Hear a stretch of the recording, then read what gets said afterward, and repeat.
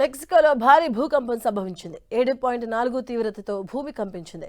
Chiapas రాష్ట్రంలోని తీర ప్రాంత పట్టణమైన ప్యూర్టో మడేరోలో భూ ప్రకంపనలు చోటు చేసుకున్నాయి. భూ ఉపరితలం నుంచి 10 కిలోమీటర్ల లోతులోనే ఇది సంభవించిందని అమెరికా జియోలాజికల్ సర్వే వెల్లడించింది. ఈ నేపథ్యంలో మెక్సికో తీరంలో సునామీ ముందస్తు హెచ్చరికలు జారీ చేశారు. ఈ భూకంప కేంద్రానికి 300 కిలోమీటర్ల పరిధిలో భారీ అలలు వచ్చే అవకాశం ఉందని అమెరికా సునామీ హెచ్చరికల కేంద్రం అప్రమత్తం చేసింది.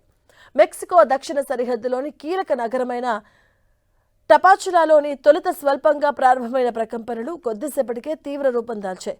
ఈ భూకంప ప్రభావం పొరుగున ఉన్న గ్వాటమాలా, ఎల్ సాల్వడార్ దేశాల్లోనూ కంపించింది. దక్షిణ పసిఫిక్ తీర ప్రాంతంలోని గ్వాటమాలా సరిహద్దుకు సమీపంలో చోటు చేసుకున్న ఈ భూ ప్రకంపనల ప్రభావం మెక్సికో సిటీతో పాటు ఎల్ సాల్వడార్ వరకు విస్తరించింది.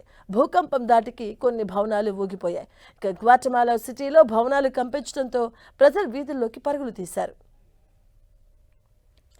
గ్వాటమాలా సిటీలోని భూ ప్రకంపనలు దీర్ఘకాలం పాటు కొనసాగడంతో జనం ఆందోళన చెందారు. మెక్సికో సిటీలోని పలు ప్రాంతాల్లో భవనాలు ఒక్కసారిగా ఊగిపోయాయి.